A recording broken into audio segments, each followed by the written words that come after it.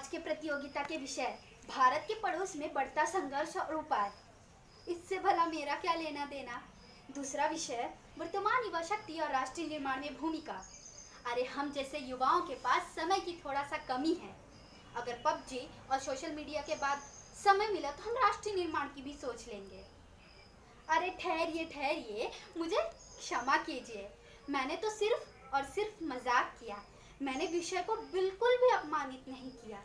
मैं लक्ष्मी मिश्रा, संताजी महाविद्यालय BCom final year की छात्रा। मेरे वार्तालाप से तो पता ही चल गया होगा मेरा विषय। जी हाँ, आज का मेरा विषय एक हास्य अभिनेता का उद्देश्य, मजाक या अपमान।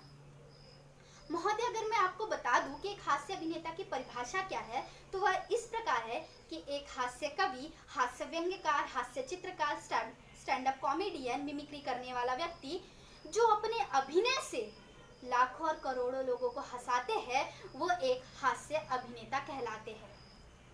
हम सब हर एक क्षेत्र में यही देखते हैं कि अधिक प्रतिभाशाली कौन है और योग्य कौन है, फिर हम उसी को सुनना भी पसंद करते हैं और उसी को आगे लेके जाते हैं।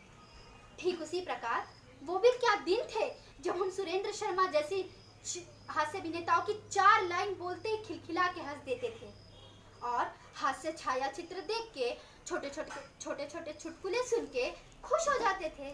पर अगर वही बात अब के हास्य अभिनेताओं की किए जाए तो वो हास्य के नाम पर हमारे ही देश की, हमारे ही संस्कृति की, हमारे ही धरोहर की, देवी देवताओं, महापुरुषों और यहाँ तक कि हनुमान चालीसा को भी अपमानित कर देते हैं, सिर्फ और सिर्फ मजाक का नाम देकर। पर वो मुझे मजाक नहीं, एक अपमान लगता है। अगर एक व्यक्ति के ऊपर मजाक करने से करोड़ों लोग खुश होते हैं तो फिर वो मुझे बहुत अच्छी बात लगेगी और फिर वो मुझे अपमान नहीं, मजाक ही लगेगा। फिर तो मैं यही कहूँगी कि आप मेरे ऊपर भी मजाक कीजिए। महोदय, ये तो उसी प्रकार हो जाता है कि किसी का अपमान करना उतना ही आसान होता है जितना एक पत्थर को समंदर में फेंकना, लेकिन आप अंदाजा नहीं लगा सकते कि वो पत्थर उस समंदर में कितना गहरा गया होगा। महोदय, गलती सिर्फ इन हास्य अभिनेताओं की नहीं, हम जैसी जनता की भी है, जो हम इनको आगे जाने का मौका देते हैं और ये laughter is the best medicine बोल कर अपमान करना शुरू कर देते हैं और हम तालियां बजा बजा के सुनते हैं। हालांकि आर्टिकल 19 के हिसाब से आप अपनी मर्जी का बोल सकते हैं, आप कुछ भी बोल सकते हैं, पर मजाक और अपमान में बहुत बड़ा फर्क होता है। ये हमारे हास्य अभिनेताओं को समझना चाहिए। ये तो सौभाग्य अच्छा है कि हम बोल सकते हैं खुल के। बाकी देशों में जैसे चाइना, नॉर्थ कोरिया जैसा देश, जहाँ पे अगर मजाक के नाम पर उनकी संस्कृति और धरोहर के बारे में बोला गया तो उन्हें तुरंत सजा मिल जाती है। मैंने तो बहुत से अभिनेताओं को बड़े गर्व से ये भी बोलते देखा है कि हम एक हास्य अभिनेता है, पर वास्तविकता कुछ ही और ही कहने लगती है कि वो तो महापुरुष महाराज छत्रपति शिवाजी को ही अपमानित करने लगते हैं मजाक का नाम देकर। पर मैं वास्तविकता बता दूं कि वो मजाक नहीं, एक अपमान लगने लगता है।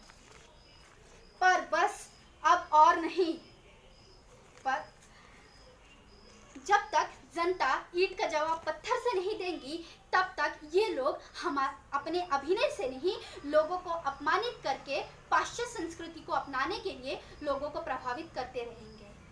फिर तो जनता का एक ही उद्देश्य बनना चाहिए, कायदे में रहोगे तो फायदे में रहोगे। एक हास्य अभिनेता का उद्देश्य सिर्फ और सिर्फ मजाक होना चाहिए, ना कि अपमान, क्योंकि वाणी से निकला हुआ शब्द तीर की तरह होता है। एक बार अगर चला गया तो फिर वह वापस नहीं आता, एक बार फिर वह चला गया तो वह वापस नहीं आता।